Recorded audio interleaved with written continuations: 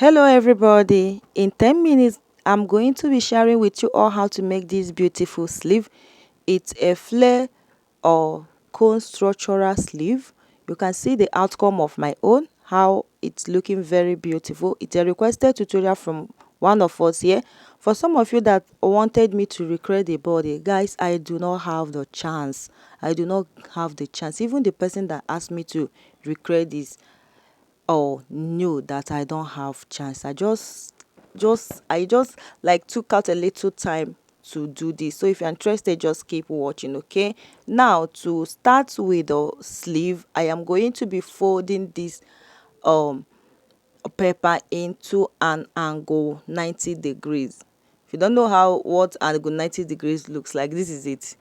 I know that you actually know angle 90 degree, but you don't know that the name is just angle 90. So this is how to fold angle 90 degrees. Okay, now I'm just going to go ahead and arrange all the parts very well. So after doing that, the next thing for me to do is to go to the upper part, which is the pointy edge, and mark down 5 inches.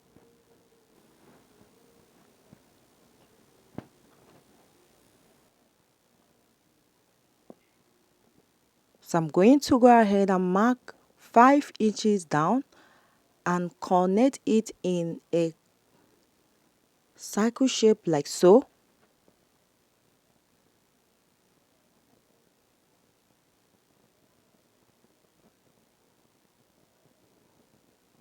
So this is an opportunity for you to learn how to cut a flare sleeve. Like some of us here do not know how to cut a flare sleeve like this.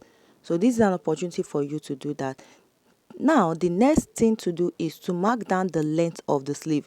Don't start from this upper part because the upper part is going to be cut out. That is not how to measure the length of the flare sleeve. So start under the 5 inches I marked down. So I'm going to start from there to get the length of my sleeve. I'll be connecting it in a circle shape.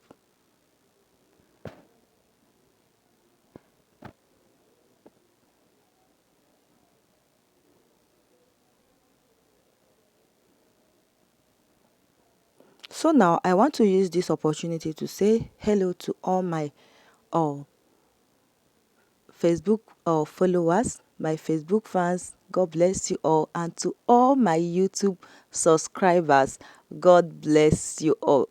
Okay, I see all of you.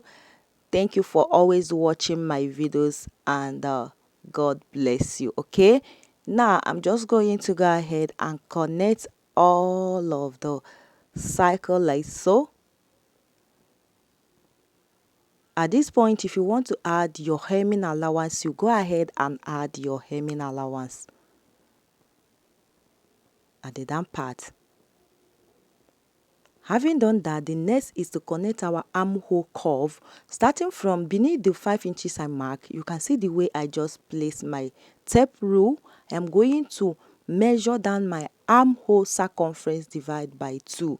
Like if your armhole round measurement is 18 inches, you divide it by 2. So whatever it gives to you, you mark it down. If it is 16 divided by 2, it's going to give you 8. You go ahead and mark your 8 and add your seam allowance. You mark 8, so plus seam allowance. If it is 1 inch seam allowance you wanted to add to your sleeve, you go ahead and mark 9. If let me explain this very well. If your armhole is like 16 divided by 2, 8, if you want to mark, if it is 1 inch that you want to add for your armhole curve, you go ahead and mark 9 instead of 8. If it is 1.5 inches you want to add for your seam allowance, you go ahead and mark 9.5 inches instead of 8. Hope you understand. Now I'm using my pencil to sketch out armhole curve. You know, we have a slopey armhole curve. After that, I'm going to use my marker to outline it. So this is the best way to achieve a flare sleeve. Okay, very simple. So you just carve out your armhole curve like so. So that 5 inches I came down is just a guideline, your starting point, right? Now we are done marking the flay sleeve like so. So you can make use of 2 yards of fabric to achieve the both sleeves, okay? Now I went ahead to remeasure it for me to know if I have the actual measurement plus allowance. Like my pepper is very small, that is why the down part is not going to give me enough wideness, but the wideness I have here is okay because I am not making use of this sleeve. So while cutting, please add your hemming allowance, all right?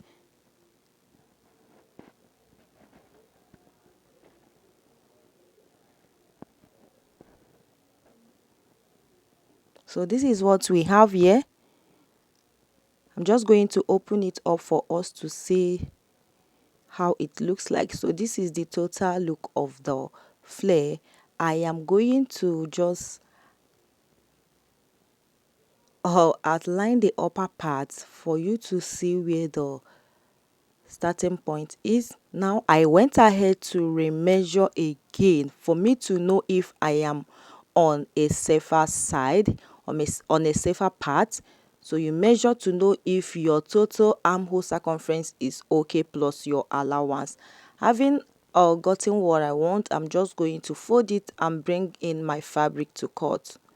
So I'm using this lining fabric as the main fabric. You can see I've laid it on the lining, my main fabric, and begin to cut it out.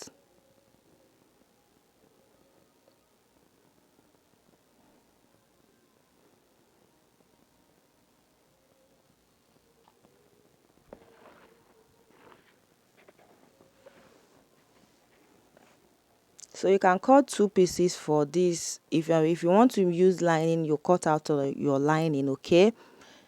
Now these are the material needed for this. I have my line boning, but this my line boning, it's almost 0.5 inches, so get a tiny line boning, okay?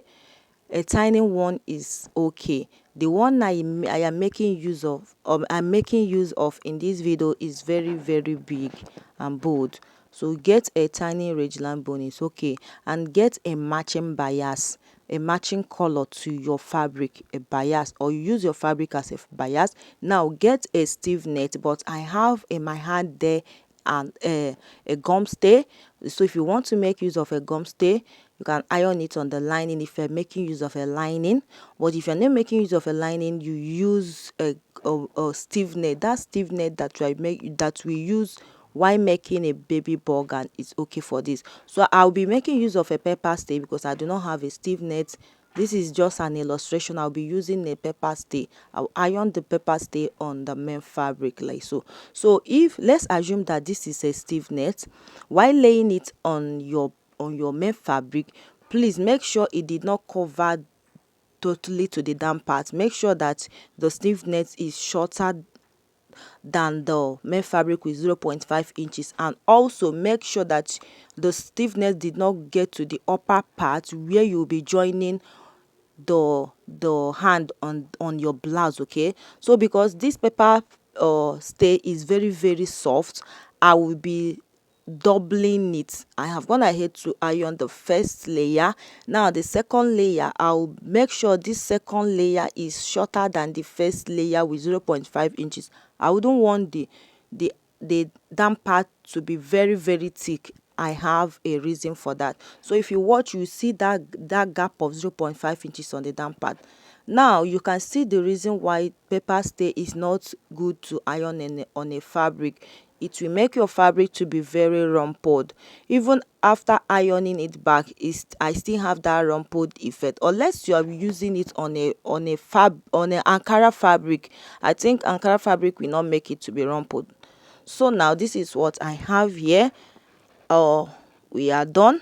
So if you're making use of a Steve net, just go ahead and lay your Steve net on your main fabric and stitch it on the down part and also on the side part. And again, after using that Steve net on that allowance side, if after shaping it, make sure you use a little bias to cover that stiff net, like that hard net. Use a bias to cover it so that it will not disturb your client. Okay, so after doing this, I went ahead to use my bias, open it up and stitch on the other side of the bias, on the right part of this fabric. I open up the bias, stitch one side of the bias on the right side of the ankara, on the right side of the fabric, sorry, not ankara fabric. So I'm just going to go ahead, I pin it up, I'm still going to go ahead and run a stitch to secure it. Now I bring in my Reggie boning. I am going to lay it on the 0.5 inches gap I left, you remember.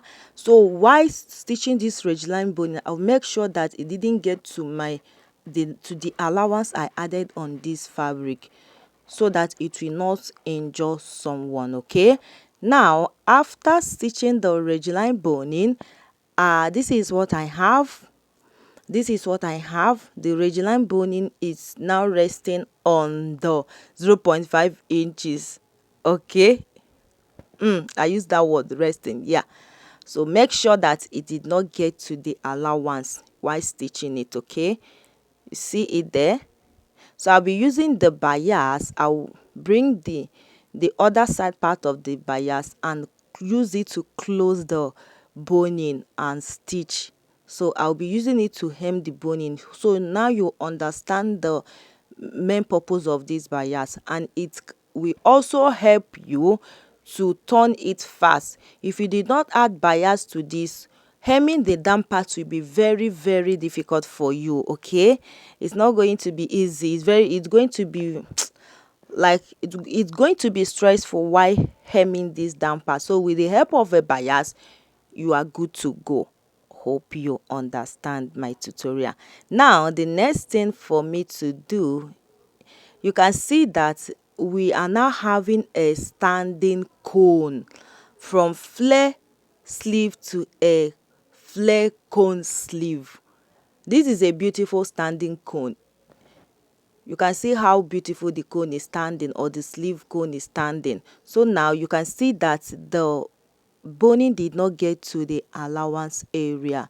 So don't allow the boning to get to the allowance area. Likewise, the hard net, don't allow it to get to the down part fully, and also to the upper part if you are using a stiff net. So not the net that is very, very hard though. Don't use the one that is too kakaraka. No, use the one you know that is going to be okay for you. But if you want to make use of gum stay, you are good to go. If you want to make use of any interfacing, you are good to go. So just go ahead and shape your sleeve, and again join it to your blouse, and that will be all for this. So this is what I have after shaping it, and I hope you enjoyed this tutorial. Please, if you love this, give us a thumbs up and don't forget to share.